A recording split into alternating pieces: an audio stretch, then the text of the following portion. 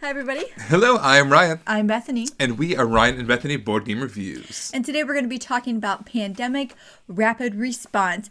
Make sure to stay until the very end of our review if you want to catch up on us in our Pounds and Inches segment. But, Pandemic Rapid Response. So this is a real-time version of Pandemic where you are rolling dice furiously. The game takes place on a plane that is specially designed to handle all these natural disasters and chaotic, apocalyptic things happening in cities all over the world. So you are, making these crates of resources, dropping them off on these cities all around the world in order to save the world, I guess. So let's show you what that looks like real quick, Rapidly. Here is the board for Pandemic Rapid Response. The board is the specialized airplane where we are making these supplies in these 5 kind of central areas here. We're all going to, create waste as we create these supplies. So this area here is where we're going to clean up that waste. And this back area here is the cargo hold where we're going to release the supplies needed to the cities that need them. There are several modes to the game, various levels of difficulty. But basically you're going to start with some cards out there that kind of show some of the goods that are needed. And we have a plane. And this little plane has to go to those cities and drop off those supplies. The supplies are, we've got food, we've got electricity, we've got some vaccines, medical, like first aid supplies, and clean water. In addition to the cities that we already have on the board, there's also going to be some other ones over here as well, and that's going to be our deck, our timer. If we were able to deliver all the supplies to the cities on the board, as well as reveal all these cards and deliver to all those cities, with still having some of these timer tokens on the board, we win the game. Alright, so how does a turn work? Basically, you're going to have these 6 dice, we're going to roll them. You're going to set aside as many as you want, roll them again, set aside some more, and roll again. So it's kind of like Yahtzee or King of Tokyo, one of those kinds of games. You have up to 3 rolls, set aside whatever you need in order to accomplish what you're trying to do. You've got a little pawn that's on the board.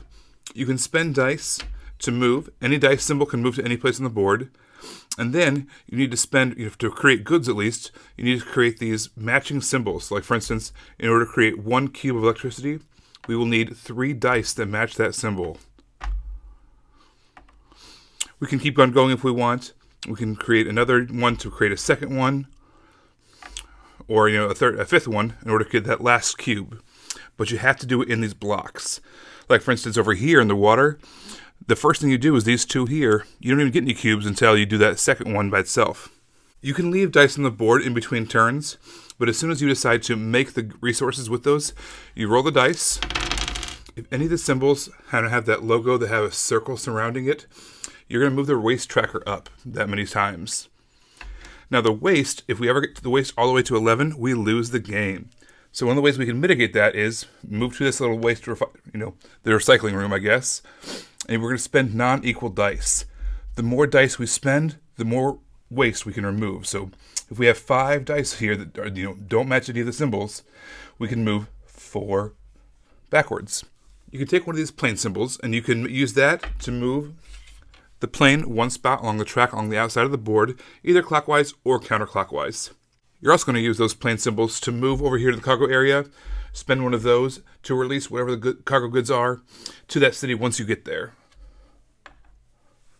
If you're able to fulfill a city's needs, you actually gain a time token back, which is great. But in that case, how do we lose the time tokens? Oh, I forgot to tell you, by the way, this is all in real time, and we're being timed with a timer. All right, so this is a 2-minute timer. Basically, what's going to happen is, on your turn, you're going to roll the dice as fast as possible, set aside the dice you want to use, re-roll, all that kind of stuff, do your actions, and then it's another person's turn. They take their turns as fast as possible. As soon as this timer runs out, we're going to lose one of our tokens. At that point, that's when we reveal a new card from the deck. And that is how we keep on going. So that's how the game's going to work. You're going to flip the timer over, do your actions as fast as possible, try to save as many cities as you possible, make these resources, move around the board, clean up your waste as you go, and hopefully you're going to add some time tokens in. And then, as the timer runs out, we're going to lose time tokens. We win the game if we are able to clear off the entire board of all cities plus the deck and still have time tokens remaining. We lose the game if we run out of time tokens. Or we can also lose the game if we get our recycling all the way to 11. There are some special abilities that we can use. Player's going to get one of these at the beginning of the game that helps you to move around a little faster, might let you re-roll some extra times. It just kind of helps you, gives you a direction to go and help the team. There also is a variant with these crisis cards, which I highly recommend. These are things that kind of add some difficulty to your level. Like this says, return a crate from the cargo bay to wherever it came from. So one of the things that you spent this time creating now has to get removed. There's other ones that add, additional requirements to cities. There's ones that move your plane away from where you're trying to go. So I definitely recommend using the crisis deck. That adds a really nice challenge to the game. All right, I like dice games, and this is no different. I really like rolling these dice and the kind of chaoticness that happens with it, but like that controlled chaoticness, that was fun for me. Yeah, this is by Kane Klenko. This is the same designer who made Fuse, which is one of our favorite real-time dice games. So we were really looking forward to this for that reason. So for one thing, the component quality was really nice. The pearlized pawns, kind of pearlized plastic, and the dice had these really clear, nice symbols on them. Very easy to read. Pretty. The board was laid out really nicely, so the graphic design was just really clean and really cool part of this game. Yeah, it was even neat on the board how the little characters were on there in their stations that they started out. Just a little thing that I thought was neat. I liked the controlled chaos kind of it. So you know what you have to work for, but you don't know what cards are coming up, what they specifically need, or where they'll be, but you kind of know what every card will kind of need. And so I like that kind of where it's chaotic, but a little bit of a controlled chaotic. So I liked that feeling to it. All right, so I will say that I have played this game a number of times now, and I've enjoyed each play. It's been really fun each time. That being said, I felt like there's been something kind of missing each time as well. We haven't lost yet. We put it on the hardest possible difficulty, and we added in the crisis cards as well, and we still had time tokens left over to spare. So now maybe we were doing something wrong. Maybe we were kind of overlapping our dice rolls with the cleaning up a phase of someone else's dice, or little stuff like that. We were shaving off milliseconds. But I'm talking, we had like 2 or 3 extra time tokens each time we played. Yeah. And I think the reason is it's these 2-minute timers, and each card takes about 2 minutes to complete. Yeah. For us, anyways, especially when we're playing our 2-player versions, much more so than in the higher player counts. We played with 4. We still won with on the normal setting with flying colors, but I could see how that would be tougher in the 4-player. But with 2-player, we were never challenged. Yeah, to piggyback off of all of that, I do think that those issues are resolved when you play in the higher player count. So I think when you play 2-player, especially if you play 2-player with somebody you game with a lot, so you just kind of get each other in games, it's going to be really easy to not be challenged by this game. But when you play with a lot of people, then I think that challenge, the difficulty, does get amped. Yeah, and another problem that we had was our timer that came in the game. It's a little 2-minute sand timer. Was defective, essentially. Every once in a while, I'd look over at it, and then no sand will have passed out of it. And then okay, we got to pause the game, kind of tap it a few times, let's let the sand start up again. Let it sit for a little bit, like don't do anything to kind of even it out. We weren't sure, maybe 10 or 15 seconds went by with no sand coming out, so let's wait for 10 or 15 seconds to kind of catch up to make sure we're not cheating the system. With that, you're not looking at the sand timer. You're looking at the board. You're looking at the things you have to accomplish. You're not looking at that. So we ended up just setting timers on our watches and our phones. I think that having something audible, a ding ding ding, letting you know that the 2 minutes is up is very important. And that's kind of something that was lacking just by playing with just the sand timer. I also think that you should know that if you're a huge Pandemic fan, you might not like this game. This game didn't feel like Pandemic. I didn't get a Pandemic feel at all. And that doesn't mean I didn't enjoy it. It just did not feel like Pandemic. So if you like the feel of Pandemic when you play, you're not going to get that feel in this game. Yeah, Pandemic The Cure, it's a non-real-time dice version of Pandemic, was much more like Pandemic. That being said, I like that game even less. So that's a separate issue. So overall, really fun. Every play was a blast. I enjoyed it. It was chaotic. It was a frenzy. But because we frenzied, because we rushed, we had no problems accomplishing the goals, even on the hardest settings. So if you like an easier win ratio, especially at the 2-player count, and this would be a fun one for you to play. And even if you like a challenge, at the higher player counts, you're still going to get that too. So overall, a lot of fun, but bump up the difficulty level sooner than you might otherwise. I'm just gonna be like a parrot right now, just saying all the same things that Ryan is saying. I'm just taking all the best things to say and saying them before she can get to them. It's true. Come on, I have important things to say. Then he took them all.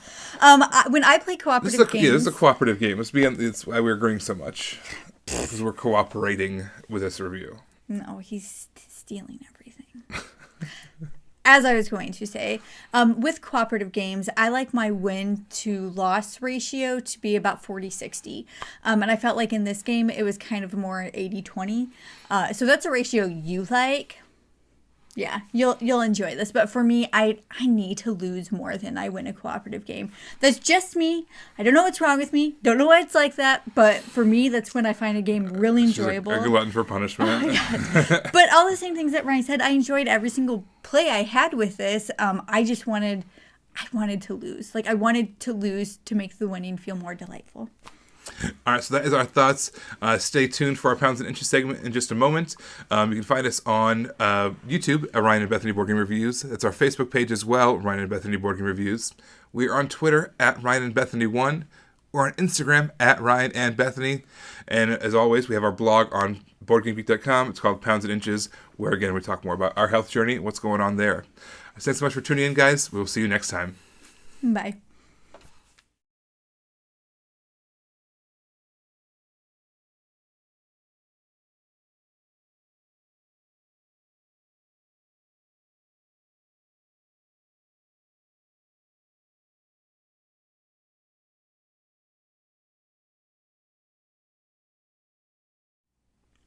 Thank you so much for sticking around for our Pounds and Inches segment. This is where Ryan and I talk about the things we're doing in our life to try and achieve better health, or sometimes just where we're floundering, and just kind of a way for us to keep updated and try to stay on track. And a couple months ago, Ryan had mentioned how he was interested in intermittent fasting. So I became interested in intermittent fasting, as happens when you're married to somebody you're interested in the things they're interested in.